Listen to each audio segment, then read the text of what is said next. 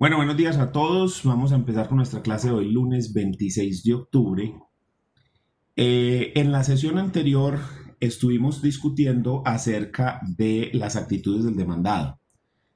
Una vez que se ha puesto la demanda, esta es la contestación acá, una vez que se ha puesto la demanda y que se ha admitido la misma, pasamos al campo del demandado. Y dijimos que el demandado entonces puede optar por tres posibles actitudes, que son estas tres. Allanarse, en cuyo caso se dicta sentencia anticipada si hay allanamiento total. Puede no contestar, en cuyo caso vimos la figura de la confesión ficta, que está en el artículo 97, donde si una persona no se pronuncia acerca de los hechos o las pretensiones del proceso de manera específica, entonces en ese evento opera esta figura de la confesión ficta, donde se da por ciertos los hechos susceptibles de confesión. Y en caso de que todos se den, pues entonces se procede también a sentencia anticipada. Y por último, que lo mencionamos, pero no lo hemos visto, es la de la contestación. Contestar la demanda y oponerse a las pretensiones. Y asimismo proponer excepciones. Entonces vamos a ver la contestación, que está regulada en el artículo 96 y cuya estructura es muy similar a la de la demanda, pero tiene sus diferencias. La estructura de la contestación es esta. Esto está sacado directamente de ese artículo 96 del Código General del Proceso. La contestación, al igual que la demanda, es un acto formal. Es un acto que tiene unos requisitos especiales que los da la ley. La contestación es un acto de defensa. Es un acto en el cual el demandado se pronuncia acerca de lo que pidió el demandante y lo que el demandante está aduciendo con su demanda. Entonces, por eso, cuando nosotros revisamos acá el artículo 96, contestación, artículo 96, la contestación de la demanda contendrá, nos dice esto. Primero, nombre del apoderado, nombre del demandado, su domicilio y el de su representante o apoderado, en caso de no comparecer por sí mismo. También deberá indicar el número de documento de identificación del demandado y su representado. Tratándose de personas jurídicas o patrimonios autónomos, deberá indicarse el número de identificación tributaria NIT. Entonces, esto es lo que está en este primer esquema, en el primer escalón del esquema, como esa identificación de las partes o nombres identificaciones, este primer escalón naranja, ¿cierto? Y luego pasamos al numeral segundo, que lo contiene en uno solo, pero yo lo divido en dos peldaños diferentes. Y es el pronunciamiento frente a las pretensiones y el pronunciamiento frente a los hechos. Que no entiendo por qué razón está dentro del Código General del Proceso, dentro de este solo numeral. Están las dos cosas como si fueran lo mismo, hechos y pretensiones, o como si el pronunciamiento frente a hechos y pretensiones fuera el mismo, lo cual no lo es.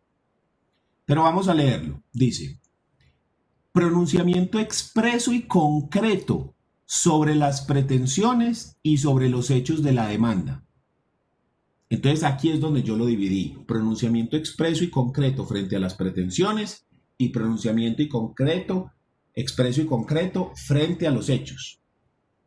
Con indicación de los que se admiten, los que se niegan y los que no le constan. Y en estos últimos casos, los que se niegan y los que no le constan, se manifestará en forma precisa y unívoca las razones de su respuesta. Si no lo hiciere, se presumirá cierto el respectivo hecho. Entonces, hablemos primero del pronunciamiento frente a las pretensiones. Frente a cada una de las pretensiones, yo tengo que pronunciarme y puedo decir si me allano, es decir, si la acepto, o si me opongo a la pretensión. Fácil. Yo puedo decir me allano a todas o me opongo a todas. No hay problema.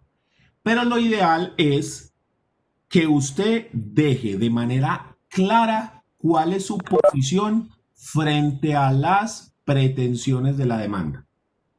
Entonces usted va a decir, me opongo a todas las pretensiones y debe decir la razón por la cual se opone. Yo nada más ahorita estaba haciendo una contestación de una demanda ejecutiva de alimentos. Resulta que a mi cliente, él se divorcia y en la sentencia de divorcio le imponen una cuota alimentaria para con la hija, donde le ponen como cuota el 40% de un salario mínimo, que son como 400 y piquito. Esa fue su cuota alimentaria. El señor no le da la plata a la señora, sino que el tipo va y paga el colegio de la niña y lo paga durante todo el año. O sea, en diciembre va y dice, bueno, ¿cuánto va a valer este año? Ah, va a valer 5 millones, tenga. Y así lo mismo con el transporte. ¿Cuánto vale el transporte? Ah, vale tanto. Así, tan. Entonces el señor paga transporte, colegio y salud. Y él lo paga así todo, tan. Y pagó 2019 y 2020. Resulta que al señor lo demanda la señora por la cuota alimentaria, aduciendo que él no ha pagado nada. Que desde septiembre del 2016 no ha pagado un solo peso. Entonces dice que debe la cuota de septiembre, octubre, noviembre y diciembre de 2019. Y luego las de enero, febrero, marzo, abril, mayo, junio, julio, agosto, septiembre y octubre de 2020. Que no ha pagado un solo peso. Ante lo cual, ¿qué es lo que yo voy a contestar? Que eso no es cierto, ¿sí? Entonces, ¿cuáles son las pretensiones de la demanda de esta señora? Dice, le solicito, señor juez, que libre mandamiento de pago en contra del señor tal por la suma de dinero de, en total eso daba como 4 millones, como 5 millones y punta, ¿sí? Divididos de esta forma, por la cuota de enero tanto, por la de febrero tanto, cada mes, ¿sí? ¿Cuál es mi pronunciamiento frente a a las pretensiones? Digo yo, señor juez, me opongo a todas las pretensiones porque mi cliente sí pagó su cuota alimentaria y se encuentra a paz y salvo, tal y como le voy a exponer en las excepciones de mérito. Entonces, ¿cuál es mi respuesta a esas pretensiones? Me opongo a todas, por pago. Entonces me siento y me opongo a las pretensiones porque mi cliente pagó Muy bien. Y después nos dice el mismo artículo que debo hacer un pronunciamiento expreso frente a cada uno de los hechos. Entonces, por eso es que yo tengo dividido acá en el esquema esto así. El pronunciamiento expreso frente a las pretensiones y luego el pronunciamiento expreso frente a los hechos. Entonces, yo cojo la demanda y empiezo a ver, hecho primero. El día tal, el señor y la señora contrajeron matrimonio en tal y tal parte. ¿Eso qué es? Eso es cierto. Ellos se casaron, eso es cierto. Entonces pongo, al hecho primero de la demanda, es cierto. El hecho segundo llega y dice, el día tal nació la señorita la niña fruto de ese matrimonio. ¿Qué digo yo a eso? Eso es cierto. Eso es cierto. Hecho 3. El día tal, en el juzgado mediante sentencia tal, se divorciaron y en la sentencia se le impuso al señor la cuota alimentaria del 40% de un salario mínimo, lo cual equivale a tanto dinero. ¿Ese hecho qué? Es cierto también, eso es cierto. Siguiente. A partir de la fecha el señor nunca ha pagado y entonces debe y no sé qué, y por el mes de tanto y debe tanto y debe tanto. Eso es falso. Toda vez que mi cliente ha pagado de esta y esta y esta manera. Entonces yo a cada hecho le tengo que decir, cuando es cierto, basta con decir esas dos palabras, es cierto, no más. Pero si yo voy a decir que algo es parcialmente cierto, tengo que decir en qué parte es cierto y qué parte es falsa y por qué es falso. Si voy a decir que algo es falso, tengo que decir por qué es falso. O también puedo decir que no me consta o que a mi cliente no le consta. Y debo decir por qué razón a mi cliente no le consta. Frente a cada uno, recordemos que si yo no me pronuncio frente a un hecho, se da por cierto Y no es necesario que sea susceptible de confesión. Se da por cierto y punto. Y lo dice tal cual el código. Si no lo hiciere, se presumirá cierto el respectivo hecho. Entonces yo tengo que decir por qué razón es falso y por qué razón no le consta. ¿Y cómo puedo hacer esto? Única y exclusivamente lo puedo hacer teniendo a un lado la demanda para yo ir contestando. Y muchas veces al cliente también al lado, porque yo voy contestando y digo, vea, aquí dice esto es cierto, sí o no. Sí, listo, tal. ¿Esto es cierto, sí o no? Sí, listo, tal. No, esto no es cierto, venga, ¿por qué razón no es cierto? Y empezar a copiar. Entonces, eso es clave. Pronunciamiento expreso frente a las pretensiones y pronunciamiento expreso frente a los hechos. Téngase en cuenta que dentro de la contestación usted no puede pedir nada. Dentro de la demanda usted tiene pretensiones. ¿Sí? Entonces, señor juez, solicito que se declare culpable a tal persona, que se le condene, lo solicito que me declare dueño, que, en fin. Dentro de la contestación, no. La contestación es un acto única y exclusivamente de defensa. Es un acto donde yo me voy a pronunciar frente a lo que se está aduciendo de mí en la demanda. Es un acto para yo defenderme frente a esas acusaciones de la demanda. No es un acto para pedir nada. Si yo quiero pedir algo, ¿qué es lo que me toca hacer? Una demanda, porque las demandas son el acto para atacar. Las contestaciones son el acto para defenderse, para, como su nombre lo indica, contestar a esa demanda. ¿Listo? Lo más parecido que existe dentro de una contestación a una pretensión, lo más similar son las excepciones de mérito. Eso es lo más parecido que hay, sin llegar a ser una pretensión. Si miramos este esquema, usted se da cuenta de que hay dos tipos de excepciones. El punto que sigue, el escalón que sigue, son las excepciones de mérito.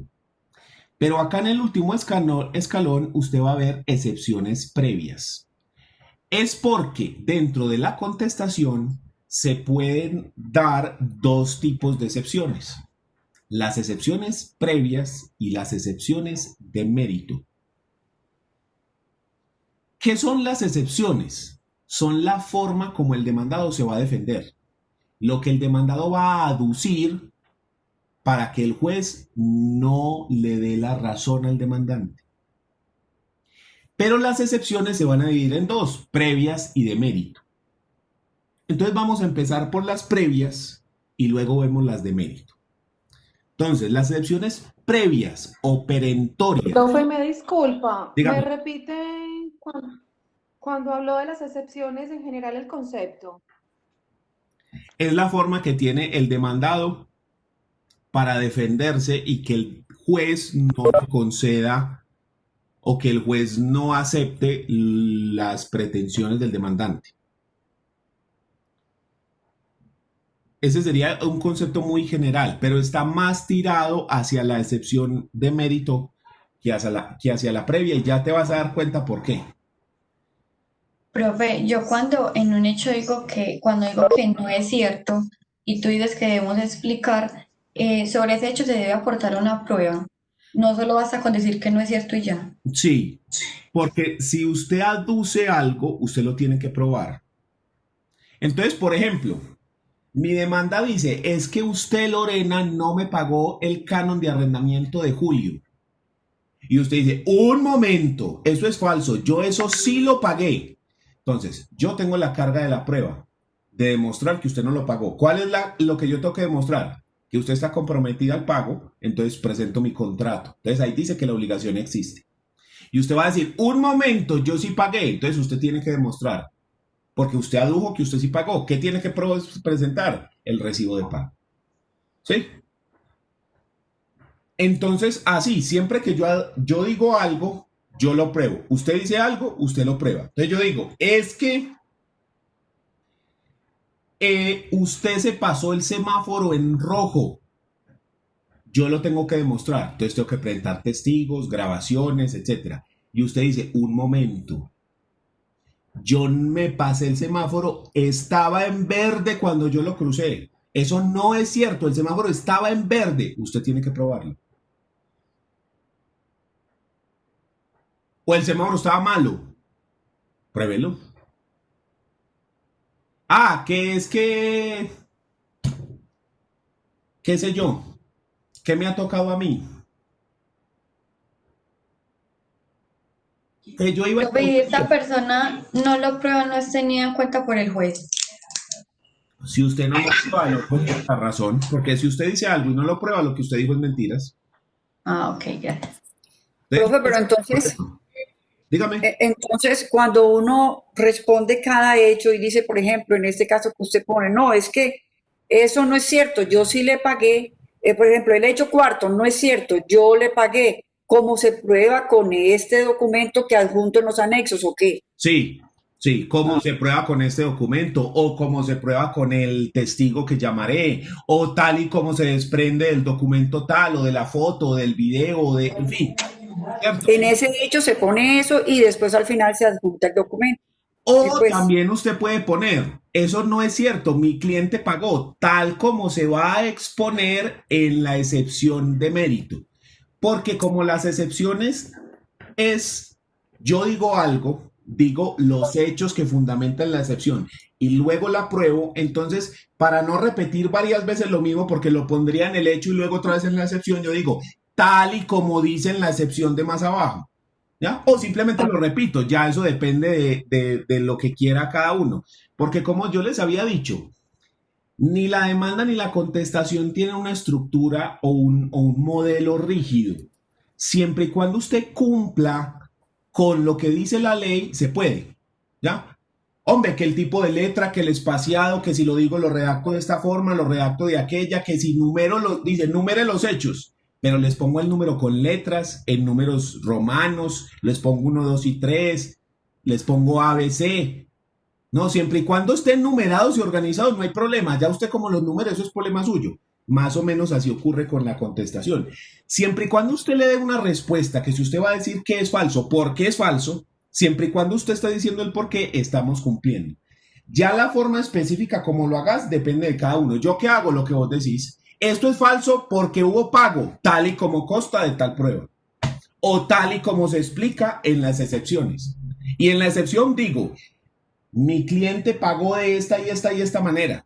Entonces, por ejemplo, yo en esa excepción pongo, mi cliente pagó porque él paga todo el año, tal y como consta en los certificados aportados por el colegio y los comprobantes de transacción que adjunto a continuación. Y así dice. Profe, una excepción a que si usted no lo prueba se le da la razón a la persona, se puede decir que es cuando se da la carga dinámica de la prueba por las causales que vimos que son taxativas. Exactamente, cuando yo tendría que demostrar algo, pero el juez invierte la carga y dice, no, no, es que eso a usted le queda muy difícil, pruébelo usted.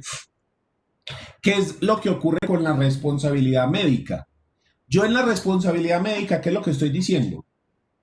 El médico la embarró. El médico no hizo lo que tenía que hacer, hizo las cosas mal. ¿Quién tendría que demostrar que el médico se equivocó? Yo. Yo tendría que demostrar que el médico se equivocó. Pero como a mí eso me queda casi imposible porque yo estaba inconsciente en ese momento por la anestesia. Yo no sé exactamente qué es lo que tenía y lo que no podía hacer el médico porque yo no tengo esa preparación. Entonces lo que se hace es que se invierte la carga. Entonces yo digo, el médico lo hizo mal, eso lo tengo que probar yo. Y el juez dice, un momento, vamos a invertir la carga, señor médico, demuestre usted por qué sí hizo las cosas bien. Entonces el médico llega y dice, vea, el protocolo dice que cuando llega hay que hacerle un triaje de esta y esta manera, mírelo acá. Que ante esta situación entonces se debe hacer esta cirugía de esta forma. Y se debe poner tanto de anestesia y tanto de no sé qué, y se debe cortar aquí, se debe hacer esto y esto y esto, y mírelo acá. Si el médico no logra demostrar que él hizo las cosas bien, ahí está. Ahí está. Por ejemplo, antes de operar a la gente llegan y le ponen una muestrica del medicamento para ver si le da una alergia. ¿Sí? Y le preguntan a la persona, ¿usted es alérgico a algo? No, pero esos llegaron de una vez y van para adentro y medicamentos y todo. Y le dio una cosa y le dio un shock anafiláctico por la alergia al medicamento y murió. Ah, no, no, un momentico, pero es que usted tenía que haber previsto eso. Usted tenía que haber previsto que pudiera pasar eso. ¿Sí? Y por ejemplo, cuando uno lo van a operar también, ellos reservan sangre. De modo de que si de pronto hay una hemorragia, le puedan a usted poner sangre. Y también puede usted, dependiendo de la cirugía, necesitar cuidados intensivos. Entonces, si a usted lo fueron a operar y no había ni sangre, ni espacio de cuidados intensivos, ni nada de nada, ahí a lo maldita sea, pues ahí se nota que no se siguió el protocolo. Es que eso no se podía hacer así. Pues es que acaso le estaban cortando las uñas. No, él estaban haciendo Profe, una todo cosa eso va en brutal. el consentimiento informado. En Ajá. consentimiento informado, uno autoriza todo eso que usted está indicando. Pero, por ejemplo, llega la persona inconsciente. Entonces no hay forma de consentimiento. Pero entonces hay que, ¿sí me entendés? O sea, hay que seguir una cantidad de protocolos. Entonces, como a mí me queda muy difícil demostrar eso, porque yo no tengo ni idea, y yo ni siquiera estaba consciente en ese momento, entonces es al médico al que le toca demostrar que sí hizo las cosas bien, por ejemplo. Entonces, así es como funciona el asunto. Entonces, ¿qué pasa si el médico no demuestra que le hizo las cosas bien? Las hizo mal. Si el médico no puede demostrar que las cosas se hicieron bien, las hizo mal. ¿Y qué pasa ahí? Responsable civilmente por responsabilidad civil médica. Ah, muy bien. Ahora sí, volvamos con las excepciones. Dijimos entonces que las excepciones son de dos tipos. Las previas o perentorias y las de mérito o fondo. Vamos a hablar primero de las previas o perentorias. Las excepciones previas o perentorias, su objetivo, su finalidad es evitar que el proceso inicie. Lo que intenta la excepción previa es evitar que el proceso inicie. Porque si el proceso inicia, puede ser anulado por un problema que tenga.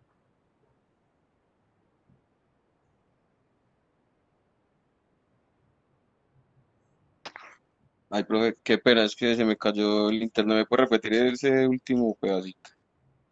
¿Desde qué parte? Que estaba diciendo que tenía un problema y se me fue la señal. Y que si el proceso inicia, puede ser anulado.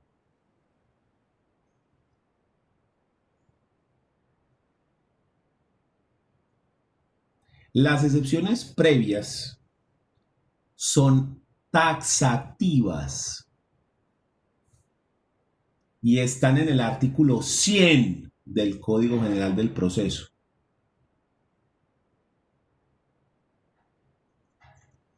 ¿Cómo así que taxativas? Que son las que están en el artículo 100, punto. No hay más. Esas son.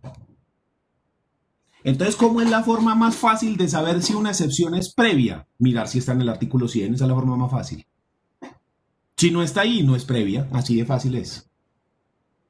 Porque son taxativas.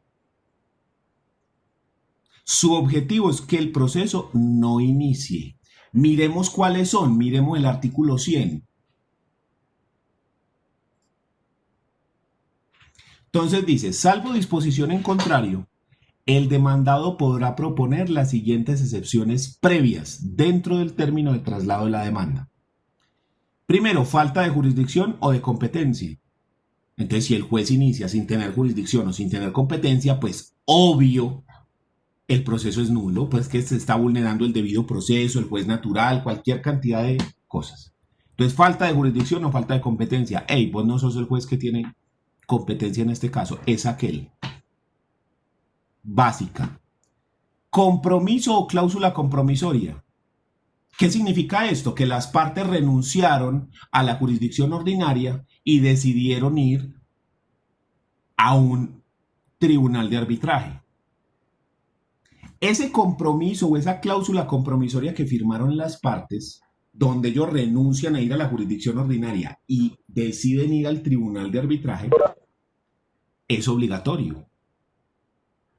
Pero no solo es obligatorio, sino que ese compromiso le quita jurisdicción al juez. Ya no es el juez el que puede resolver el conflicto, ¿es quién? El árbitro que ellos pactaron. Entonces, básicamente, esa es la misma que la primera. Entonces, ¿qué pasa si alguien demanda y el demandado llega y le dice al juez, señor juez, lo siento mucho, pero es que él y yo habíamos firmado esta cláusula compromisoria o este pacto arbitral, véalo. Y aquí decía que este conflicto se tenía que resolver ante un tribunal. ¿Qué le toca hacer al juez? Decirle, ah, sí señor, tiene toda la razón. Rechazo la demanda por falta de jurisdicción. Y le toca a la persona ir al tribunal de arbitraje. Profe, una pregunta. Dígame. Cuando hay falta de jurisdicción o de competencia, ya, por ejemplo, no se puede volver a presentar, pero ya teniendo en cuenta de criterios, por ejemplo, restableciendo la competencia y todo. Depende de la circunstancia, porque si hay falta de competencia, el juez rechaza la demanda y lo envía ante el juez competente. Y usted podría retirar la demanda, organizar el asunto y volverlo a presentar ante el mismo juez para que él sí sea competente. ¿Sí? Sí se puede hacer. Pero si es, por ejemplo, un caso como el del que le estoy diciendo, donde hay un pacto arbitral o una cláusula compromisoria, ahí sí no. Porque es que yo me comprometí a ir al tribunal, o sea, ahí sí no tengo nada que hacer. ¿Qué tendríamos que hacer? Que las partes de mutuo acuerdo anuláramos ese pacto arbitral o esa cláusula compromisoria y ahí sí puedo ir allá. Pero de resto no. De resto no puedo. Entonces todo depende de la excepción previa. Todo depende de qué es lo que se está diciendo. Y de por qué se está generando esa falta de jurisdicción o falta de competencia. Si eso se puede Entonces, corregir, sí. Si no, no. profe, entonces por compromiso o cláusula compromisoria, entonces la persona tendría que retirar completamente la demanda por ese solo hecho. Y ya si va a demandar, tiene que irse Al digamos, tribunal. a la Cámara de Comercio. Sí, a donde O, haya firmado que iba a ir al tribunal, pues. mm, Y ya, ok. es que ni siquiera lo tiene que retirar. El juez le rechaza y le dice, lo siento, pues que aquí no se puede. Usted se comprometió a ir a la Cámara de Comercio o al tribunal que sea, tribunal de arbitraje. Yo no le puedo Ok. tramitar el proceso aquí, lo siento. Ya. Incluso en la oficina tocó este caso una vez. Unos señores de unas fincas en bananeras en Urabá, eran dos fincas. Y un señor le vendió un pedazo de la finca a otro. Y eso costó una plata, pero lo iban a pagar por partes, dependiendo de unas cosechas. Y bueno, pusieron una cantidad de condiciones para poder vender ese pedazo de la finca. Y firmaron dentro de ese contrato una cláusula compromisoria, donde decían que si ocurría algún problema con esa venta de ese pedazo de la finca, entonces que iban a ir a la Cámara de Comercio, al Tribunal de Arbitraje. Al cabo como de 3, 4 o 5 años, no recuerdo, se presentó un problema porque el vendedor decía que no le habían pagado todo y el comprador decía, pero ¿cómo que no? Si yo ya le pagué todo. Entonces el vendedor demanda a la persona ante juez civil del circuito. A lo que el comprador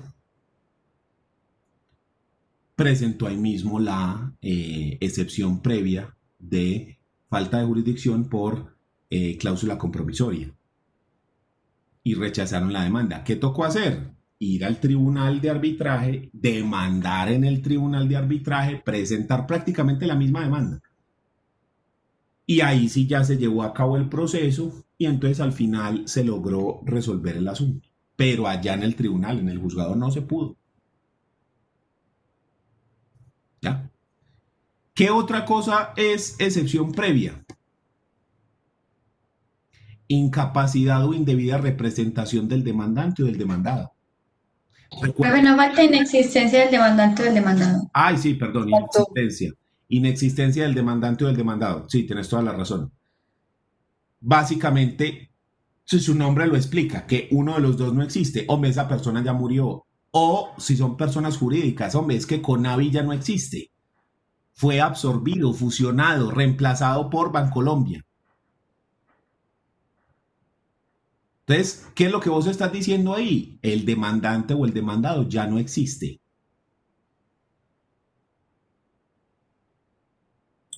Entonces, Si se trata, dígame. Profe, acá no se da, si se tratara de una deuda, profe, y el deudor es la persona que ya falleció, no existe, entonces esa demanda habría, la rechazan, pues o se presenta la excepción previa, pero la pueden hacer contra los herederos. Exactamente. Por eso le decía, depende de cuál es la excepción en específico para que yo pueda o no volver a presentarla. Ahí en ese caso, ¿qué es lo que yo le estoy diciendo? Ese man ya no existe, ese man ya murió. No lo puedes demandar porque está muerto. Entonces, ok, ya se murió, listo. Entonces, señor juez, corrijo la demanda. No es contra ese señor, me reformo la demanda. No es contra el señor, sino contra los herederos, que son tan. Y ahí sí ya es diferente. Ok, gracias, profe. Y alguien iba a preguntar cosas. profe, esto no se da también es cuando las personas se equivocan como en el nombre. Sí, también. Sí. O lo que te digo, en las personas jurídicas es muy común que cambien de nombre o razón social, bien sea porque se fusionan o porque cambian de razón social o porque desaparecen y las compra otras, etcétera. ¿Sí? Por ejemplo, Google empezó solo como el buscador y después empezó a crecer y a crecer y a crecer y a generar otras cosas. Entonces Google, por ejemplo, compró YouTube y Google compró, ¿cómo es que se llama esta cosa? Android, ¿sí? Y después, hace unos años, cambió el nombre de la casa matriz, de todo el conglomerado, y ya no se llama Google, sino que se llama Alphabet. Alphabet es el nombre del conglomerado que es dueño de Google, buscador, YouTube, Android, entre otras muchas empresas, ¿cierto? Entonces, usted antes hubiera demandado a Google si tenía algún problema con cualquiera de estas empresas, porque al fin y al cabo el dueño real era Google. Ya hoy en día no se llama Google, sino que se llama Alphabet. ¿Listo? Que es la El dueño es Bill empresa Gates. dueña. ¿Cómo? Que el dueño es Bill Gates, que maneja todo Microsoft y casi No, todo pero lo... Microsoft está por otro lado. Por ejemplo, Microsoft es otro conglomerado gigante, pero ellos sí no han cambiado de nombre. ¿Y qué tiene Microsoft de dueño? Ellos son los dueños de Windows, el programa que corre en la mayoría de los computadores. Son dueños de Xbox, ¿sí? Entre otras muchísimas cosas. Entonces Microsoft, que también es otra super compañía, pero ellos sí no cambiaron el nombre. ¿Sí? Y ellos tienen varias cosas. Entonces, si usted tiene un problema, digamos, con el sistema operativo del computador, yo demandaría a Microsoft. Lo mismo que si tuviera yo un problema con las consolas de videojuegos de Xbox. Microsoft es el grande de esos. Y así como esos hay super empresas. Por ejemplo, aquí en Colombia está Nutresa. Nutresa es una super empresa que son dueños de Noel, de Zenú, de Cremelado, entre otras muchas marcas. Entonces Nutresa es el monstruo grande, los dueños grandes, gordos, y abajo están todas esas otras marcas que conocemos. Entonces, por ejemplo, un festival es una marca de Noel que es de Nutresa, ¿ya? Por ejemplo. ¿Sí? Y así, Profe, conglomerado. ¿y qué pasa con el cambio de nombre de las personas? No estaría mal decir como no existe, sino lo que tiene que decir más bien es que cambió de nombre, ¿no? Sí, también, y eso ocurre con regular frecuencia, porque como las personas se pueden cambiar el nombre, así como las personas jurídicas cambian el nombre también, entonces también hay que dirigir las cosas de manera adecuada. Y va dentro de esta excepción. Sí, también puede ir dentro de esa excepción, también puede ir, porque es que usted no está demandando a Pedro Pérez, sino a Juan Pérez, ¿sí? O profe, Al cuando final son la se misma persona. equivocan, ¿Cómo? como cuando también cuando el demandante se equivoca en la redacción de la demanda. Ejemplo, demanda al éxito SA, pero no es el éxito limitada. Exacto, sí, Entonces también también. cabría en esa O sea, excepción. yo puedo decir, es que el éxito SA no existe. Es que ¿quién es el éxito SA? Eso no existe. ¿Sí? El éxito SA no existe. Existe almacenes éxito limitada, por decir algo. Sí, O sea que sí, no, si uno se equivoca con el nombre, uno puede hacer esa excepción. O sea, digamos que una persona se cambió el nombre al cabo de los años, entonces si yo le coloco el nombre anterior no sirve. ahí el problema con el cambio de nombre es que usted le cambian el nombre, no le cambian la identificación. Entonces ahí habría que mirar. Pero sí, o sea, con las personas jurídicas sí yo puedo hacer eso. ¿Cierto? Porque es que no es lo mismo. O sea, usted no es lo mismo demandar a, ¿qué te digo yo? A Bianca que a cualquier otra empresa. A ver cómo se llamaba. Ah, no, pues que Bianca siempre ha tenido el mismo nombre. A ver qué empresa ha cambiado así como de nombre. Pues yo coloco el ejemplo más conocido pues, por la calle aquí que vivo. Digamos, yo que vivo aquí cerca de la Buena Mesa, por ejemplo, lo que llamaron toda la vida Trifásico, porque así se llamaba, Sí. tuvieron que cambiarle el nombre y eso tiene otro nombre, casa, yo no sé qué cuántas. Entonces, si yo le coloco Sí. Trifásico en la demanda, Ese no no, es, ese no es, esa no es. ese no es. Sí, o sea, ese no es. ¿Sabe con qué pasó algo así? Con Doña Rosa. ¿Se acuerdan en Las Palmas el estadero de Doña Rosa? Ya hoy en día no se llama Doña Rosa, sino que llamas que Don Alcides. No, profe, pero sí sigue siendo Doña Rosa. Don Alcides es el esposo y ellos como que Se separaron. se Por separaron. eso, Entonces pero unos una quedaron cosa Doña es Rosa, Doña otros Rosa Don y otra Alcides. cosa es Don Alcides. O sea, ahí Sí, pasó quedaron algo. dos entidades jurídicas Sí, o diferentes. sea, ahí o cambiaron de nombre, o sea, es lo mismo, pero con otro nombre, o es otra nueva cosa. Sí, Doña Rosa se quedó con algo y Don Alcides se quedó con algo. Entonces, el de Las Palmas es de Alcides y no de Rosa. ¿Sí?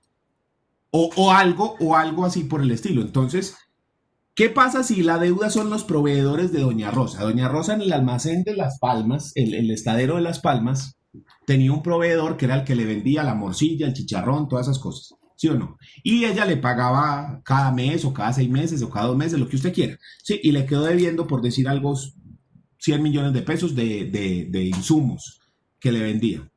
Y de un momento a otro cambia eso de nombre y ya es Don Alcides. Y entonces Don Alcides llega y recibe una demanda. Él dice, un momentico, esto sí era Doña Rosa, pero ya no es eso. Esto ya no es. O sea, que haga un favor y demande a Doña Rosa que está en otra parte, pero a mí no. ¿Cierto? Entonces, puede Profe, ser. pero en ese caso, pues, digamos, en el caso de Don Alcides puede proponer la excepción previa y decir, no, es que esto ya no es Doña Rosa. Ujú. Pero el demandante sí puede, digamos, cambiar simplemente el nombre y decir, no es Sí, que sí, usted, sí. aunque se cambió de nombre, usted sigue siendo el mismo. Sí, sí, sí, claro, perfecto, sí, claro. Y decir, no, no, sí, es que Ok. lo único. Es más, eso fue una maniobra precisamente para no pagar. Puede ser, ¿cierto? Entonces uno dice, es que usted está haciendo eso, pero es como maniobra para no pagar.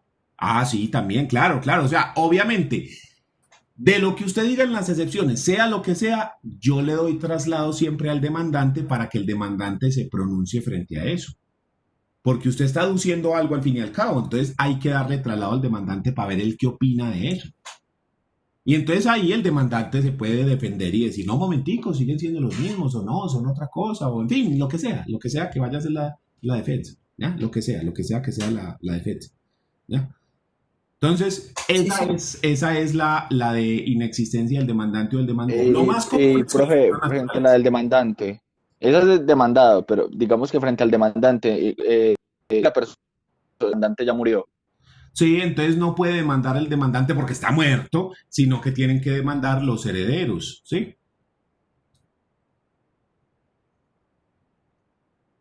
Así es. Sigamos.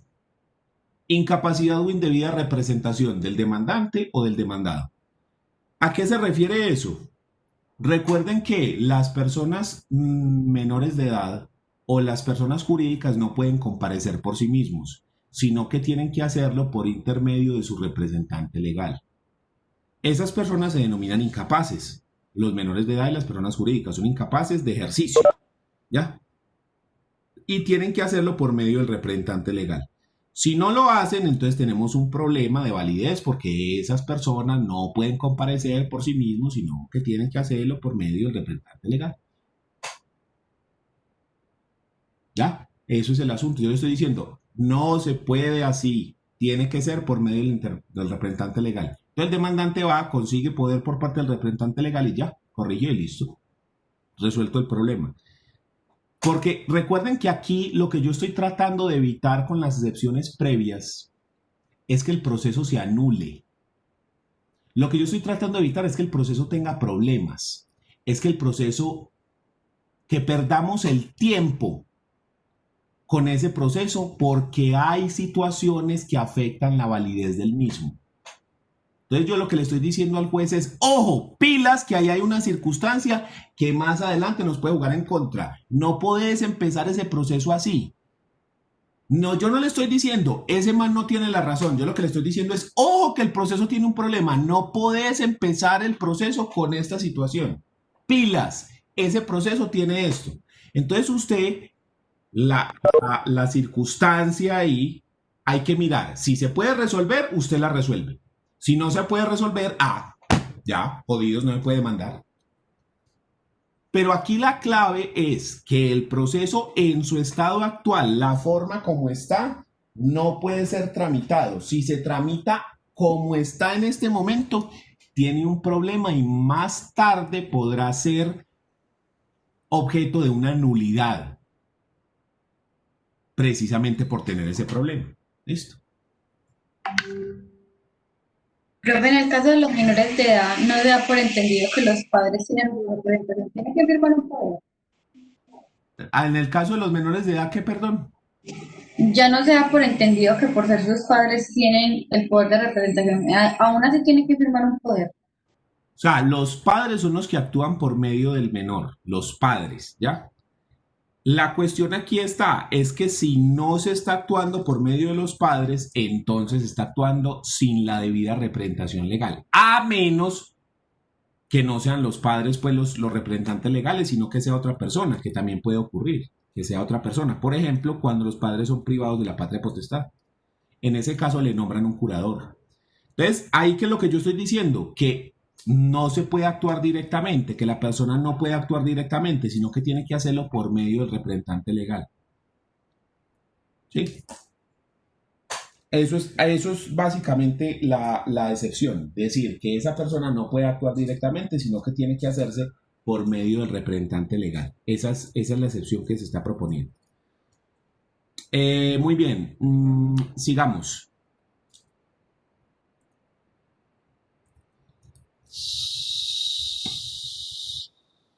A ver, vamos en la cuarta, ¿cierto? Sí, sigue la quinta, ineptitud de la demanda. Ineptitud de la demanda por falta de requisitos formales o por indebida acumulación de pretensiones. Esta excepción se refiere a que la demanda no está cumpliendo con lo que menciona el artículo 82 y siguientes, ¿sí? Que la demanda no cumple con los requisitos formales exigidos por la ley. O que la demanda tiene una indebida acumulación de pretensiones según lo que establece el artículo 88 del Código General del Proceso, donde se establecen los requisitos para acumular pretensiones. Entonces lo que yo le estoy diciendo al juez es que esa demanda es inepta, que esa demanda no cumple con los requisitos, no puede ser aceptada en el estado actual porque le falta algo. ¿Sí? Ahí es preciso recordar lo que ya habíamos mencionado antes. Todas las demandas deben cumplir con los requisitos del artículo 82, estos requisitos. Todas tienen que cumplirlos. Pero en algunos casos específicos, como ocurre con los procesos de liquidación de sucesión, yo tengo que venir y mirar dentro de la regulación específica del proceso, porque dentro de eso hay requisitos adicionales. Entonces el artículo 488 y 489, además de los del 82, me propone otras cosas que tienen que presentarse para poder hablar de un proceso de liquidación de sucesión. Entonces, cuando yo digo que la demanda no cumple con los requisitos formales establecidos por la ley, en este artículo 100,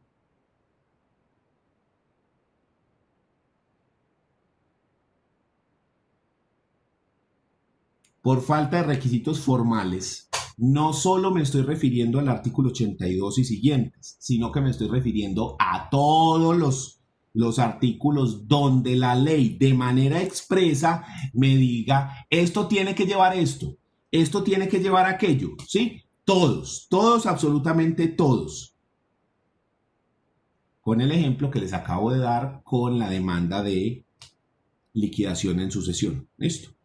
Entonces, en ese evento, ¿Cuál fue ese artículo, profe? Qué pena. 488. Gracias. Entonces, en ese evento se me exigen unas cositas adicionales a lo que dice el artículo 82.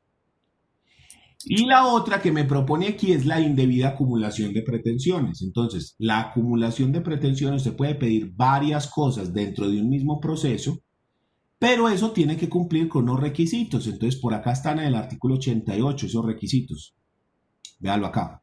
Acumulación de pretensiones. Y entonces aquí me dice cuáles son los requisitos para acumular las pretensiones. Si no se cumplen con esos requisitos, la acumulación es indebida y no se puede permitir. Entonces, lo que yo le estoy diciendo al juez, en un lado, la demanda no cumple con los requisitos. En el otro lado, esas pretensiones no pueden ser acumuladas. No pueden ser acumuladas esas demandas.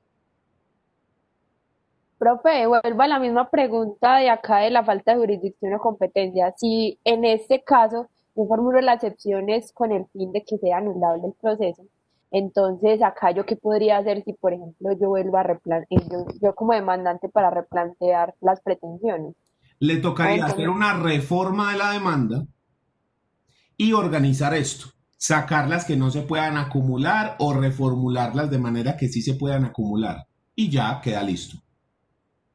Pero en Y la aunque se forma en haya la que usted formulado la excepción, qué pena, profe, y aunque se haya formulado la excepción, eso no importa si para yo poderla volver a reformarla una vez, perdón. No, o la otra cosa que yo puedo hacer, que mucha gente lo hace, es que yo llego y retiro la demanda. La saco del juzgado. Y vuelvo y la reformulo y la organizo bien. Y vuelvo y la presento de nuevo. Muchas personas hacen eso porque prefieren más bien retirar la demanda, organizar todo lo que tenga, volver a presentar bien, de forma de que el demandado ya no pueda decir nada. Listo. Es otra opción que yo tengo. Pero también también hay pretensiones, perdón, también hay excepciones que no se pueden corregir. O sea, ¿qué es eso? Y ya no se puede hacer nada. O sea, que ahí, jodidos. ¿Cómo qué?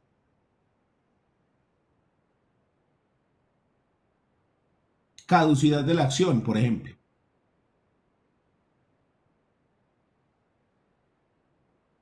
Ahí sí no se puede hacer nada. Sexta.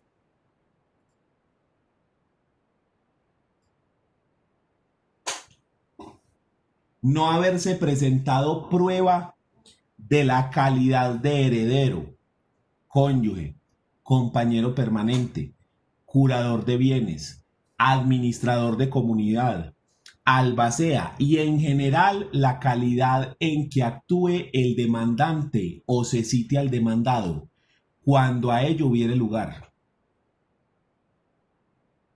¿Qué es esto? Recuerden cuando estábamos viendo la demanda que yo les dije que el numeral segundo del artículo 82 omitía algo. Y es que en el numeral segundo del artículo 82 decía el nombre, domicilio, identificación del demandante, del demandado, no sé qué, Y yo les decía, pero ahí no pone que hay que decir la calidad jurídica en la que se actúa. Y que además de decir la calidad jurídica hay que demostrarla. Que yo tengo que presentar prueba de esa calidad jurídica. Si yo no presento la prueba de esa calidad jurídica, caigo en esta excepción, ¿sí? Entonces, ¿cuál es la prueba? Dependiendo de cómo es la circunstancia, dependiendo de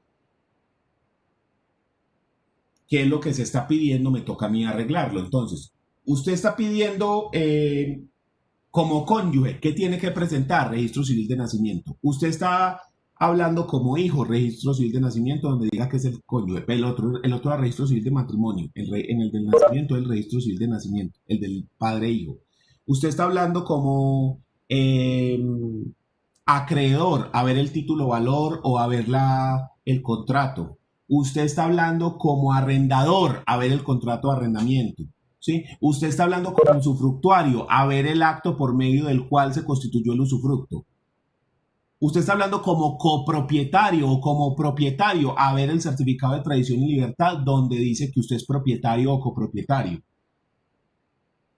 Entonces, esa calidad jurídica, que puede ser cualquier cosa, ahí nos hablan, en el Código General nos hablan de heredero, cónyuge, compañero permanente, curador de bienes, administrador, albacea, pero puede ser cualquier cosa. Albacea, que es el administrador de bienes de una sucesión testada.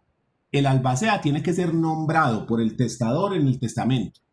Entonces, ¿cómo demuestra que el albacea es un albacea? Tiene que presentar el testamento donde dice, se deja como albacea a tal persona.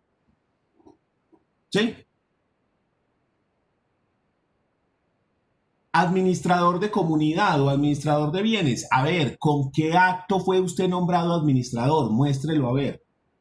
Entonces, ese lo que nos dice es que la persona no aportó la prueba de esa calidad jurídica.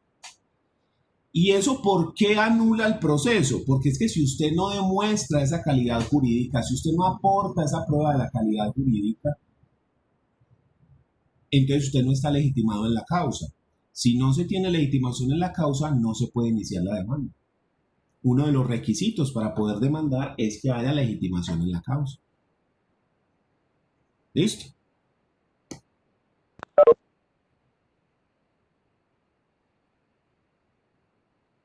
Séptimo, habérsele dado a la demanda el trámite de un proceso diferente al que corresponde.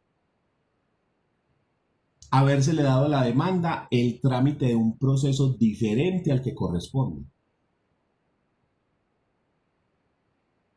¿Cómo así? Esto debía tramitarse por proceso declarativo y usted lo está tramitando como si fuera ejecutivo o como si fuera liquidatorio. Eso no es muy común, pero en caso de que el juez esté tramitando la demanda como no es, entonces usted le pone esta excepción y le dice, hey, señor juez, esto no es un ejecutivo, esto es un declarativo, mire qué tal y tal cosa. ¿Sí? Esta sí es muy raro que ocurra, pero ahí está. Ahí está. Recordemos que el código trae 4 procesos: liquidatorios, ejecutivos, declarativos y jurisdicción voluntaria. Entonces, básicamente es que yo no le estoy dando el trámite correcto. Octava, pleito pendiente entre las mismas partes y sobre el mismo asunto. ¿Qué es esto? Que existe otro proceso y que del resultado de ese proceso depende el resultado de este. El ejemplo más común son los procesos de filiación, competición de herencia y las sucesiones. Muere Pedro y tiene 3 hijos, Hugo, Paco y Luis. Esos 3 hijos van a abrir el proceso de sucesión. Sin embargo, aparece otro hijo, aparece Juan, y dice, yo soy hijo no reconocido. Y presenta un proceso de filiación, donde él va a intentar demostrar que Pedro, el fallecido, era su padre biológico.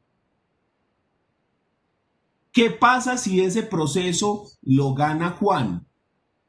Juan se vuelve hijo y por lo tanto heredero. Entonces, la herencia ya no se reparte entre 3, sino entre 4. En cambio, si Juan pierde, la herencia se reparte entre 3. Entonces, ¿qué es lo que pasa con el pleito pendiente? Que yo no puedo tramitar la sucesión porque el resultado de la sucesión depende de lo que se decida en el otro. Entonces yo le digo al juez, hey, vos no podés empezar este proceso sino hasta que el otro termine. Porque del resultado de ese proceso depende este. Entonces, espérelo, póngale pausa. Usted no puede tramitar eso. Eso es un pleito pendiente. Cuando se resuelva el otro proceso, entonces empezamos a caminar en este. Pero todavía no, hay que esperar.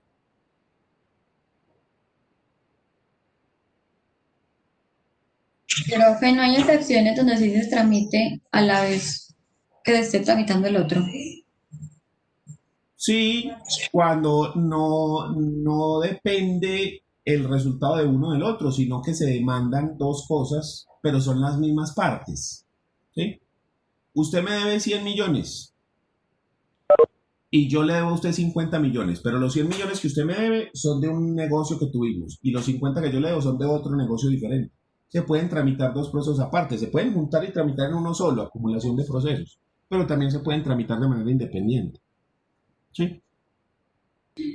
Profe, y en la anterior excepción, esa calidad que hay que probar es solo de los casos que dice ahí, o hay algún otro caso que vamos a tener en No, cuenta. todos los casos donde, es que en todos los procesos usted tiene una calidad jurídica, en absolutamente todos, porque mira que aquí dice, en general, de la calidad en la que actúe el demandante o se cite al demandado. Usted en todos los procesos está demandando con base en algo, usted es quien para demandar. Entonces usted en todos los procesos tiene que demostrar su calidad y tiene que decir usted está demandando como que no existe ningún proceso en el cual no haya calidad jurídica, porque todos los procesos tienen jurisdicción tienen legitimación en la causa, por activa y por pasiva. Entonces, usted, para poder instaurar una demanda, tiene que estar legitimado en la causa. O sea que usted tiene que tener un interés jurídico. Ese interés se lo da una calidad. ¿Quién puede pedir alimentos? El hijo, el hermano, el cónyuge, el padre. Entonces usted tiene que demostrar alguna de esas calidades. ¿Quién puede ser heredero en Colombia? Los hijos, los padres, el cónyuge, los hermanos, los sobrinos o el Instituto Colombiano de Bienestar Familiar. Esas personas, para actuar como herederos, tienen que demostrar que son ellas esas personas. ¿Quién puede demandar en un proceso de prescripción adquisitiva de dominio? El poseedor. ¿Cómo hace ese poseedor? ¿Sí? Entonces, usted tiene que demostrar cuál es la calidad jurídica que usted tiene. En todos los casos, el poseedor, ¿cómo lo demuestra? Él tiene que demostrar que está ejerciendo actos de señor y dueño, que no reconoce dominio ajeno, lo que lo vuelve poseedor. ¿Cómo se demuestra de que yo hice unas mejoras? Mire la plata, mírelo aquí, véalo. ¿Sí? ¿Cómo se demuestra de que yo soy el empleador? A ver el contrato de trabajo, que yo soy el empleado, que yo soy el abogado, que yo soy el curador. ¿Sí? Entonces, todos los procesos tienen una calidad jurídica. Todos, absolutamente todos. No hay ninguno que no tenga calidad jurídica. Y esa Profe, ¿y eso calidad es jurídica siempre taxativo? puede demostrar. ¿Cómo? ¿Eso es taxativo? ¿Solamente los que dice el numeral 6 o, por ejemplo, en cuanto yo aporte al registro civil, yo estoy actuando en calidad de padre en representación del menor de edad? No, mano, que entonces hay que Eso, probar esa Usted legitimación. todos los tiene que probar. bueno. Es que mira, es que el problema es que el código nos da una lista.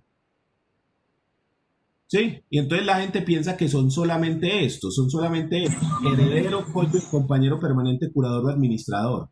Pero es que aquí dice, y en general, de la calidad que en la que actúe el demandante o se cite al demandado. Básicamente, usted perfectamente podría llegar y coger el código y quitarle no haberse presentado la prueba y quitarle y borrar todo esto, vea, así. No haberse presentado prueba de la calidad en la que actúe el demandante o se cite al demandado. Ya. Así debería ser el artículo, vea, así como está en este momento. No haberse presentado prueba de la calidad en la que actúe el demandante o se cite al demandado, cuando a ello hubiere lugar. Eso es lo que debería decir.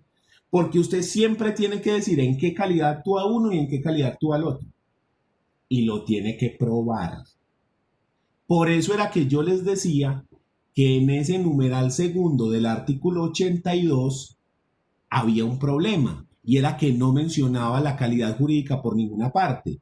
Y yo les decía a ustedes que eso se tenía que demostrar, que yo tenía que demostrar la calidad jurídica de las personas. Entonces, ahí es donde está. Yo no solo lo tengo que demostrar, tengo que decirle al juez por qué estoy demandando. Si yo no lo digo, no estoy acreditando la legitimación en la causa. el derecho que le asiste, profe. No tengo el Profe, casi que ahí podemos decir que lo que tenemos que probar es que me faculta a mí para yo actuar en ese proceso, Exactamente, Claro. Dale. independientemente del proceso que sea. exacto. Es que todo, usted lo está demandando porque usted es acreedor, socio, arrendador, usted tiene algún derecho que le permite ejercer esa demanda. Si no, no puede demandar. ¿Ya? Por eso es una omisión grave lo del artículo 82, numeral segundo, que no diga la calidad jurídica y pruébela. Y pruébela, porque no es solo decirla, sino que hay que probarla. Claro, porque si no cualquiera podría demandar porque sí. Sí, cualquier persona podría demandar por cualquier cosa. Y esa no es la idea. Cuando uno tiene el derecho de acción, le dicen que todas las personas tienen derecho a que el Estado intervenga en la solución de un conflicto. Pero que para poner en práctica el derecho de acción, que se hace mediante la demanda, tenemos que hacerlo siempre y cuando yo tenga el interés jurídico para demandar. Porque si no colapsa la rama judicial. ¿Listo? Siguiente punto.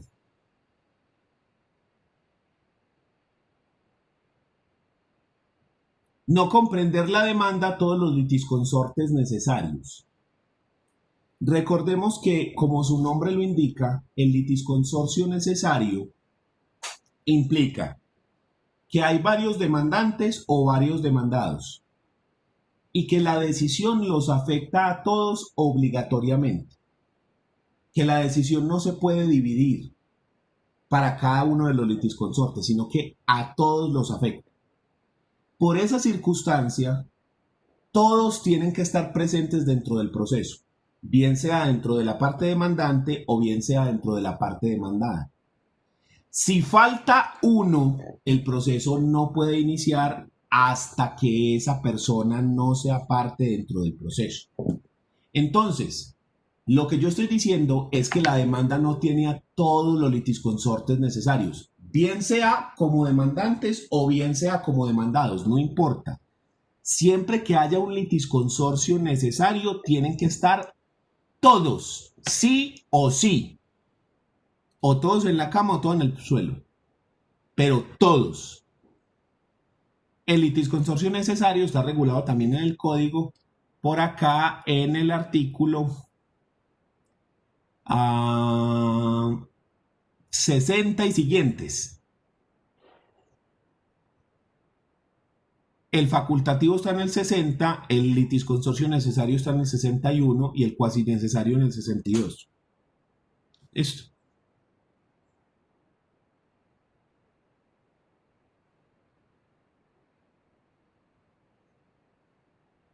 Décimo, no haberse ordenado la citación de otras personas que la ley dispone citar. Entonces, la ley me menciona unas circunstancias en las cuales es necesario citar a terceras personas, como el llamamiento en garantía, el llamamiento de oficio, entre otros. Entonces, si esas personas no se incluyen, hay que meterlas ahí. Porque la ley exige que esas personas estén presentes. ¿Listo? 11. Haberse notificado el auto admisorio de la demanda a una persona distinta de la que fue demandada. Esto es lo que se conoce como indebida notificación. Entonces, si la notificación no se hace en la forma correcta, ahí está. Entonces, estas son las excepciones previas. Únicamente esas que dice ahí. ¿Qué pasa entonces con las otras excepciones? Las excepciones de mérito o fondo, que son las otras, ¿qué es lo que pretenden? Son unas excepciones que lo que pretenden... Me disculpa, Dígame. yo tengo una duda ahí. Entonces, esas excepciones previas, tengo entendido que se presentan en un escrito aparte al mismo momento de contestar la demanda. Sí, así es. Así es. Gracias. Las excepciones de mérito, que son las que sí se ponen dentro de la contestación, dentro del texto, el objetivo de esas excepciones de mérito es que el proceso inicie, porque dentro del proceso se va a demostrar que el demandante no tiene la razón.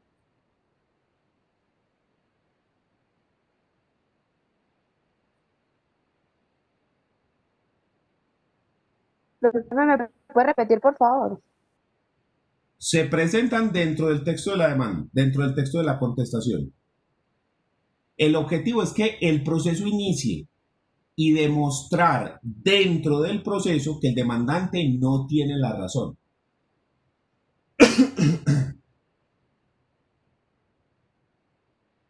Ahí hagamos una pausa. Resulta que el Código de Procedimiento Civil anterior traía 3 tipos de excepciones. Las excepciones previas, que quieren que el proceso no inicie porque el proceso tiene un problema, lo que intentan es evitar una nulidad. Las excepciones de mérito, que es la forma como yo trato de dejar sin fundamento las pretensiones. Yo voy a demostrar que el demandante no tiene la razón por esto y esto. Esas son las excepciones de mérito o excepciones de fondo. Y por último estaban las excepciones mixtas, que eran unas excepciones que no estaban en la lista de excepciones previas, pero que por su naturaleza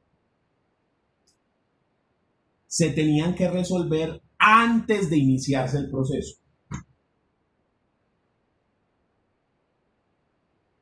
Entonces se decía que eran excepciones de mérito que se resuelven como mixtas. Perdón, que se resuelven como previas, por lo tanto las hacen mixtas. Excepciones de mérito que se resuelven como previas, por lo que se vuelven mixtas. ¿Ya? ¿Cómo así? Las excepciones previas se tienen que resolver antes de que inicie el proceso, porque esa es la idea, que el proceso no inicie.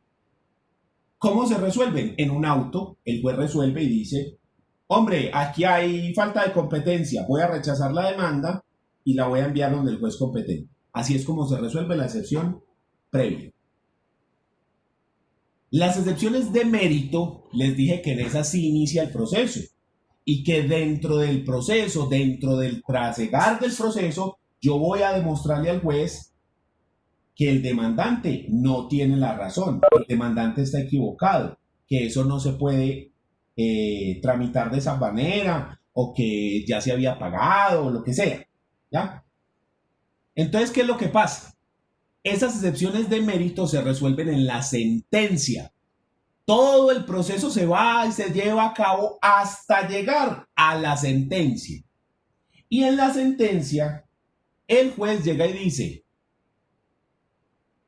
el demandado propuso como excepciones tales y tales, las cuales se resuelven así. ¿Y qué puede ocurrir? Que le dé la razón al demandado, o que le diga no, él no tenía razón y el demandante sí, entonces le concedo la pretensión. O que diga, el demandante no tenía la razón porque lo que dijo el demandado es cierto.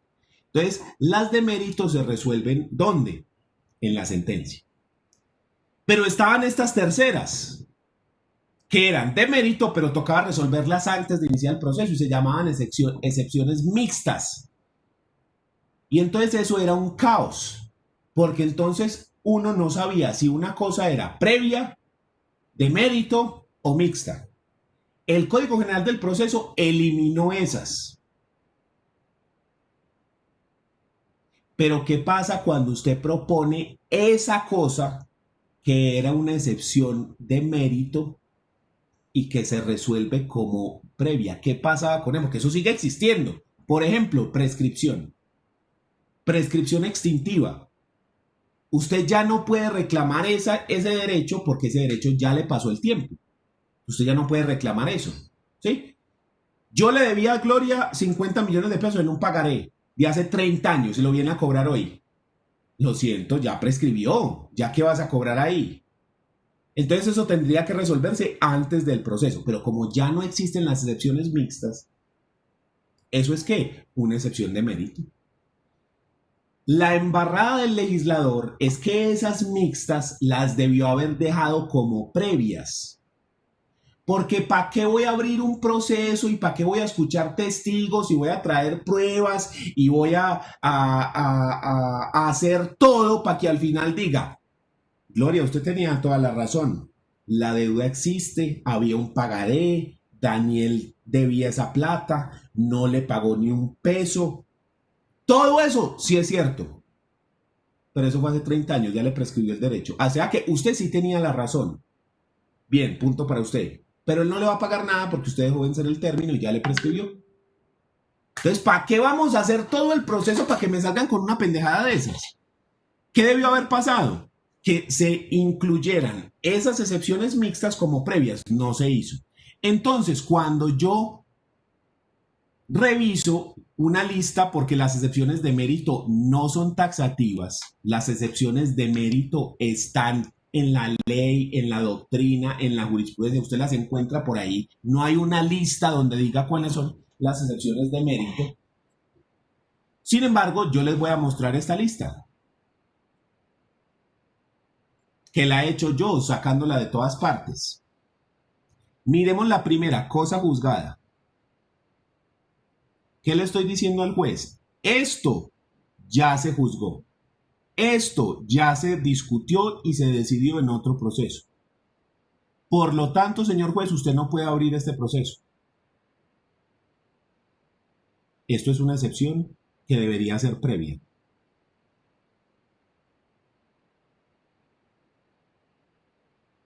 Caducidad. Señor juez, esta persona tenía tanto tiempo para demandar y no lo hizo. Transacción. Señor juez, eso ya se resolvió por transacción. Esto ya está resuelto por transacción, no se puede demandar, esto ya se resolvió. Profe, caducidad es lo mismo que la prescripción, ¿cierto? Sí, pero la prescripción está aquí abajo. Acuérdese que la caducidad se da para las acciones, es decir, el término que usted tiene para demandar, y la prescripción es el término que usted tiene para adquirir títulos el derecho ejecutivos o para perderlo. ¿Sí? Ok. Entonces, el fenómeno es el mismo, es decir, que pasa el tiempo y por el paso del tiempo ocurre algo. Solo que se llama de manera diferente, porque la caducidad es ¿cuánto tiempo tiene usted para demandar? Si usted no demanda en ese tiempo, caduca, o sea que ya no puede demandar. En cambio, la prescripción se da de dos formas, para adquirir o para perder, extintiva y adquisitiva.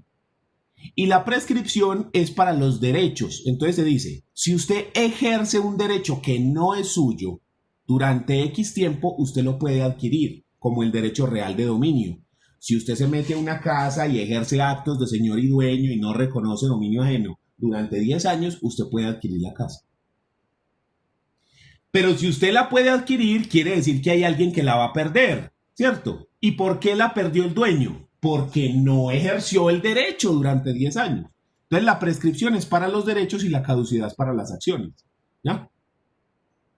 Esa es la diferencia entre el fenómeno. Pero el fenómeno en su naturaleza, en el fondo, es lo mismo. El paso del tiempo que genera un efecto. ¿Ya? Ok. Ya entendí la diferencia. Sí, pero el problema es que dentro del Código Civil no está clara la diferencia entre las dos. Andrés Bello muchas veces confunde las dos figuras. Porque básicamente en el fondo son similares. El paso del tiempo que genera un efecto. Sí, yo sería, por ejemplo, un abanderado de eliminar los dos conceptos y volverlos uno solo, porque al final viene siendo la misma cosa. Obviamente no falta el filósofo del derecho que diga, no, ¿cómo vas a decir que es lo mismo? Mira, y le saca uno por ahí 3.000 o 4.000 millones de folios donde dice por qué razones diferentes y tesis doctorales, y uno dice, no, eso es tan diferente como la luna del sol. Sí, seguramente que sí. Pero en el fondo, estamos hablando del fondo del asunto, que es que el paso del tiempo genera un efecto. Sí, entonces, si nos metemos, lo que te digo, con la filosofía del derecho, vamos a encontrar unas diferencias abismales y uno dice, no, pues es que es como comparar un elefante con una gallina. Son animales, entonces se parecen en que son animales, pero de resto no me parecen en nada. Pero pues, Profe, opino lo mismo, opino igual que usted. Pues al fin y al cabo, dentro de la obviedad son la misma cosa. Simplemente son terminologías para enredar de por sí, pues por gusto. no, tal vez no sean para enredar, sino que son terminologías que se utilizan para diferenciar unas cosas muy específicas, ¿ya? Como los quesos. No es lo mismo la mozzarella que el queso cheddar, por decir algo. Los dos son quesos, ¿sí o no? Pero son diferentes. Y que este es de no sé qué, y tiene unas propiedades de si sé cuánto, y este tiene unas propiedades de no sé qué, y que cha. Sí, ¿me entiendes? Pero al fin y al cabo vienen siendo queso, ¿sí o no? Más o menos es Sí, así. es verdad. O sea, si uno se pone con un conocedor de quesos y le dice, no, eso es el cheddar y la mozzarella es lo mismo, le pegan en la cara a uno, le dan con el bloque de queso en la cara, ¿cierto? Porque le van a decir, no, ¿cómo vas a decir que es lo mismo? No.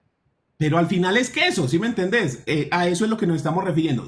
Es decir, si uno le hace el análisis, sí son dos entidades diferentes, tienen efectos diferentes, pero la naturaleza de la entidad es la misma. Entonces, en el derecho nos gusta mucho la clasificación, clasificar las cosas. Y cuando se clasificaron esos dos fenómenos, se dijo, sí son dos fenómenos donde el tiempo genera un efecto, pero generan efectos diferentes. En uno es para las acciones, es decir, para demandar el término que la persona tiene para demandar, y el otro es que el tiempo te deja adquirir algo o perder algo. Entonces, mira, que si yo los divido así, vos sí decís, bueno, sí, no es lo mismo cuánto tiempo tengo para demandar que en cuánto tiempo me gano esto o en cuánto tiempo pierdo esto. Son dos figuras diferentes. ¿Listo? Ahí está. ¿Listo? Entonces, ¿qué más? Hay como excepciones. Estas, por ejemplo, vea, toda esta mitad serían excepciones mixtas. Toda esta mitad, vea, todo esto. O sea, decime yo para qué en cosa juzgada, yo para qué voy a abrir un proceso. ¿Para qué voy a llamar testigos, pruebas, peritos, todo para al final decir, Paola, usted tiene absolutamente toda la razón del mundo, pero esto ya se había discutido en otro juzgado, entonces de malas? Esto se tendría que resolver como previo. Entonces, el problema del legislador fue que limitó las excepciones previas. Yo le hubiera puesto una partecita que dijera, o cualquier situación que deba resolverse antes de iniciado el proceso para evitar nulidades o por economía procesal. Poniéndole ese pedacito diciendo que todo lo que se tenga que resolver antes de iniciar el proceso, antes de la primera audiencia, cualquier circunstancia que pueda ocurrir, que yo la deba resolver antes, porque si no estoy perdiendo el tiempo, o porque si no afecta la validez del proceso, es una excepción previa. Y con eso se hubiera resuelto el asunto. Pero hoy en día, como no existen las mixtas y como no dice eso, entonces esto se tiene que proponer como de mérito y esperar hasta la sentencia. Entonces yo me tengo que mamar todo el proceso, me tengo que mamar las pruebas, me tengo que mamar todo, 1, 2, 3 años de proceso para que al final el juez diga, el demandante tiene absolutamente toda la razón, pero lo presentó 6 meses después de que podía, así que ganó el demandado. Pero usted tenía toda la razón. Paola, bien, 5 puntos para ti, bien por el esfuerzo, pero lo presentaste por fuera. ¿Para qué? Pero bueno, dejémoslo ahí, no más. ¿Qué otras cosas he encontrado yo? Porque les recuerdo esto de dónde lo saqué, de dónde he sacado yo esto, del ejercicio profesional, de libros, de demandas que se han hecho o que me han puesto. Sí, porque esto usted no lo encuentra, no está taxativa esta lista en ninguna parte, sino que está por ahí regada. Es más, usted encuentra que en muchas contestaciones ponen es que la excepción objetiva. ¿Qué es la excepción objetiva? Cualquier cosa que resulte probada dentro del proceso. Entonces, ¿qué más hay aquí, por ejemplo? Compensación. Tú me debes, yo te debo. Pago total o parcial. Cumplimiento de lo debido, que es lo mismo que el pago, pero cuando la obligación es diferente a dinero. Nulidad absoluta o relativa. Si el negocio es nulo absoluto relativamente, pues no se tiene que cumplir. ¿Sí? Simulación. Cobro de lo no debido. Yo no debo esa plata. Condición suspensiva. Dígame. Pero, y en esto que dice de la de falta de legitimación en la causa. Ah, sí, usted no tiene el interés legítimo. Entonces ahí la discusión es si usted sí tiene o no tiene el interés legítimo para demandar. No es si usted aportó o no aportó la prueba, sino si usted sí tiene o no tiene el interés legítimo. Es decir, si usted sí puede o no puede demandar. Sino que estaba también o sea, en el circulito que pusiste de mérito, también estaba, y esa no sería la misma que la calidad jurídica en las previas. No sería lo mismo. Porque es que en la previa dice falta de prueba de la calidad jurídica. O sea, usted no aportó la prueba. Si usted no aporta la prueba, no tiene la legitimación. Usted no puede... Es la prueba. Sí, que no falta aportó de la prueba. falta de prueba de la calidad jurídica. O sea, usted no aportó, usted no está demostrando que usted es el papá, o que usted es el hijo, que usted es el arrendador, o el que sea. Entonces, si usted no lo demuestra, no estás legitimado en la causa. Aquí la discusión es diferente. Aquí la discusión es que usted sí demostró que usted tiene esa calidad. Pero yo le estoy diciendo, pero es que aún así usted no tiene el interés legítimo para demandar. O no tiene el interés legítimo para ser demandado. ¿Por qué? Porque ocurrió tal y cual cosa y entonces usted no puede demandar. Entonces, en esta prueba, como ya no existen las mixtas, le toca esperar hasta el final del proceso para que le digan eso. Exactamente. Mm. O sea, todo el proceso para que le digan, sí, tenías toda la razón, pero vos no podés demandar. El que tenía que demandar era Juan y no Pedro. Profe, ¿me pueden volver a mostrar las que usted ha colocado?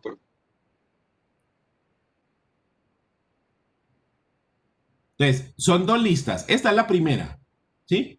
Donde está cosa juzgada, caducidad, transacción, legitimación, prescripción extintiva, conciliación, compensación, pago total o parcial, cumplimiento de lo debido, nulidad absoluta o relativa.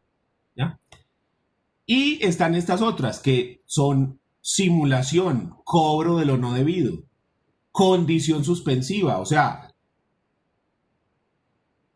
tenemos un contrato de arrendamiento por 6 meses y a los 2 meses usted me lo pide. Yo, un momentico, que es que todavía no se ha cumplido. ¿Sí? Básicamente es eso. Novación de la obligación cambió, se cambió por otra. A mí me tocó proponer esta hace poquito. Resulta que a un cliente llegan y lo demandan por alimentos, porque debía como 2 años de alimentos. Pero resulta que él 2 meses antes se habían reunido, porque la señora lo demandó en fiscalía, y entonces en la fiscalía se hizo un acuerdo. Y el acuerdo estaba que el señor le iba a pagar todo lo que se le debía, pagándole 40 millones de pesos en 3 o 4 contados, no me acuerdo. No me acuerdo si eran 10 o si eran 20, 10, 5 y 5. Bueno, así, en 4 contados o en 3 contados, que le iba a pagar esa plata que debía en esos contados. Pero la señora lo demandó ante fiscalía y a la misma vez demandó civilmente en el Ejecutivo. Y el señor hizo el acuerdo y le dio el primer pago. Y estaba en proceso de dar los segundos, ¿sí? Estaba esperando que se cumpliera el término. Entonces, ¿qué es lo que yo contesto en la demanda? Novación de la obligación. Es decir, es cierto que él debe esa plata, es cierto que él tiene la deuda. Eso es cierto. Pero esa deuda se cambió por otra. O sea, ella ya no me puede exigir la plata de esos alimentos que se pagaron, porque ellos dos llegaron al acuerdo de que eso se iba a pagar con los 40 millones en 3 contados. Y él ya pagó el primer contado. Entonces tiene que esperar hasta que se dé el término que ella misma acordó para que le dé todo el resto de la plata, no me lo puede cobrar ya. Porque es que entonces ese acuerdo ¿para qué sirve? O sea, él va a pagar 2 veces por lo mismo. No. Entonces, ¿qué le dije yo al juez ahí? Novación de la obligación. La obligación se novó, se cambió por una nueva obligación. Entonces, ahí la contestación fue bastante interesante porque en los hechos era prácticamente es cierto, es cierto, es cierto, es cierto. Sin embargo, hay que aclarar que el día se novó la obligación en la fiscalía mediante el acuerdo número tal, donde se llegó a un acuerdo de pagar tanto y tanto, tanto. Y el señor ha pagado tanto de ese acuerdo. Entonces, esa fue la defensa en ese caso. Y cuando el señor terminó de pagar, se presentó, señor juez, termina de pagar, le solicito que termine el proceso por pago. Y efectivamente así se hizo. Se terminó el proceso por pago porque el señor terminó efectivamente de pagar todo lo que se debía. ¿Listo? ¿Qué otras para ir terminando ya por hoy? Falta de idoneidad del título valor. Que el título valor no es idóneo porque no tiene los requisitos que exige el Código de Comercio para hacer un título de valor válido. ¿Sí? Entonces, tanto la letra, el pagaré, etcétera, dentro del Código de Comercio dice qué es lo que tiene que contener para que sea un título valor válido. Petición antes de tiempo, inexistencia del derecho u obligación. Esta se da, por ejemplo, si una persona es demandada en alimentos y usted dice, es que yo no tengo capacidad económica, usted no está obligado a, porque los alimentos, así como otras obligaciones, dependen de los alimentos. La capacidad económica del alimentario, del alimentado, ¿sí? Y la necesidad económica del alimentario y la capacidad económica del alimentante. Entonces yo, para establecer una cuota alimentaria, lo primero que miro es que la persona sí necesite alimentos. ¿Qué pasa si esa persona tiene bienes que producen dinero, que le dan lo suficiente para subsistir y más? En ese caso, esa persona no necesita alimentos. O sea, vos me estás demandando, pero vos no tenés esa necesidad.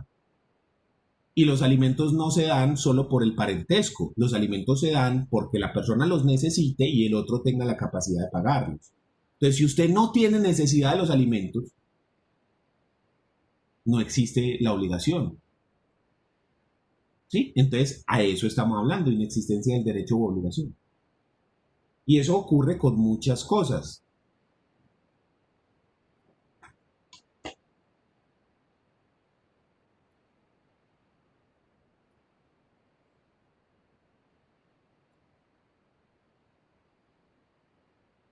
Inoponibilidad del acto o negocio jurídico. La oponibilidad tiene que ver con la publicidad de los actos. En obligaciones a uno le dicen que dentro de los requisitos para que los actos jurídicos se perfeccionen está la publicidad. Si el acto no se hace público, entonces el acto no es obligatorio para el resto de las personas. Si yo le compro el apartamento a Nicolás, le doy la plata y Nicolás me firma la escritura, pero nunca registramos la escritura, el mundo, las otras personas, ¿cómo hacen para saber que el apartamento ya no es de Nicolás, sino que es mío? Entonces Nicolás, por eso, pero no se ha registrado. Entonces Nicolás tiene una deuda. Llega al banco y le solicita el embargo de ese apartamento. Entonces yo digo, hey, un momentico, pues que el apartamento es mío, no es de Nicolás. Y el banco me dice, lo siento, ese acto es inoponible. Usted no me puede oponer ese acto. No me puede decir, usted no puede embargar porque el apartamento es mío. ¿Por qué no me puede decir eso? Porque usted no lo registró. Como usted no lo registró, para la ley sigue siendo de Nicolás. Entre ustedes dos ya está claro. Pero para el resto de la comunidad, el apartamento es de Nicolás porque nunca se hizo público ese acto de compraventa. Entonces, el banco perfectamente le puede embargar porque el banco dice, es que yo no me podía enterar de eso. Y lo siento, yo demandé y el que es primero en el tiempo es primero en el derecho. Como usted se demoró en registrar, eso es problema suyo. Usted no me puede oponer ese acto. ¿Sí? Entonces, básicamente eso es lo que estamos diciendo. Cuando no se cumple con la publicidad, porque entonces el acto no se hace público y la gente no sabe que lo tiene que respetar. ¿De quién es el apartamento según la ley? Para todo el mundo, de Nicolás. ¿El predial le llega a quién? A él. ¿La administración le llega a quién? A él. ¿Cómo hacen ellos para saber que ya Nicolás lo vendió? Si él lo registra y entonces ya cambia el propietario en los papeles. Ahí sí. Ahí sí. Listo. Bueno, Profe, dígame. entonces el primer cuadro que usted nos mostró con excepciones de mérito que está en colores, esas son las que usted considera que podrían llamarse, pues podrían ser previas, pero no lo son. Y Sí, el segundo cuadro sí son las verdaderamente, digamos, de fondo, sí, de mérito. pero en realidad hoy en día todas son, ¿sí? Son de mérito, Sí. correcto, sí. ¿Por qué? Porque Eso. no están en la lista del artículo 100. O sea, la única razón por la cual la cosa juzgada, la caducidad, no está, no es previa, es porque no está en esa lista. Ya. Porque no están en No, porque Listo. el resto, no te puedo argumentar. O sea, de pronto aquí hablando paja y hablándole carreta, le puedo decir, no, pero es que mire que sí, que mire que una cosa y que mire que la otra. Y uno seguramente termina convenciéndose uno mismo de que mentiras que sí está muy bien, pero siendo realistas, de verdad, sinceros, con la mano en el corazón, esas cosas deberían ser previas. O sea, si ya no existen las mixtas, que está muy bien, porque eso era muy confuso, estamos de acuerdo, pero eso se debería resolver antes del proceso. O sea, es que eso no tiene perdón de Dios. Pero bueno, ese es el código que tenemos. O se modifica o simplemente todos entendemos que eso funciona de esa manera y nos toca mamarnos el varillazo. ¿Sí? ¿Qué hacemos? ¿Ya? Profe, Diga. está claro que las excepciones previas se tramitan en el término del traslado de la demanda, pero eso cómo se hace, o sea, en un documento, tiene un formato, unas reglas especiales.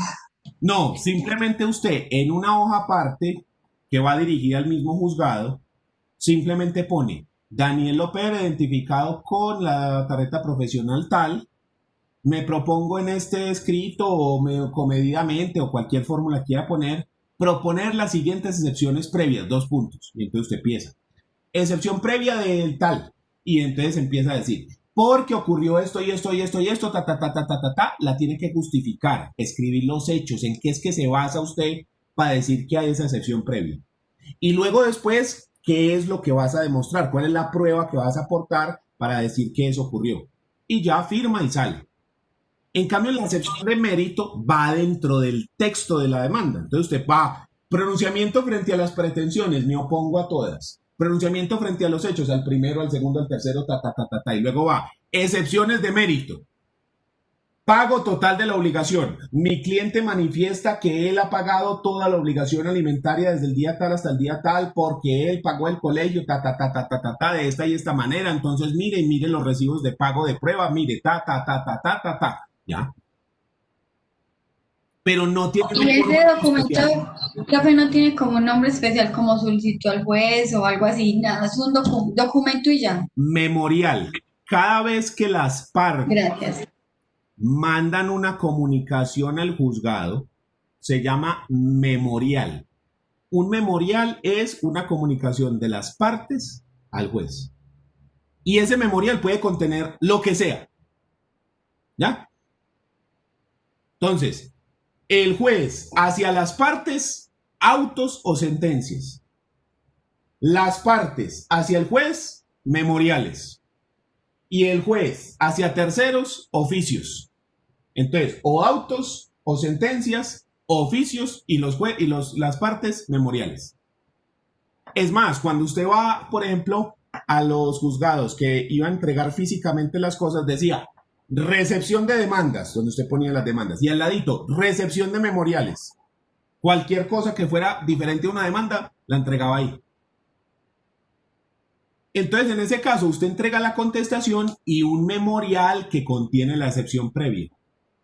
Así como en la demanda, usted presenta la demanda y un memorial aparte que contiene la medida cautelar si usted va a pedir alguna. ¿Listo? Bueno, pues mañana nos vemos y continuamos este tema. ¿Listo? Chao. Gracias, profe. Gracias, Chao. profe. Gracias. Profe, gracias. Chao. Gracias, profesor.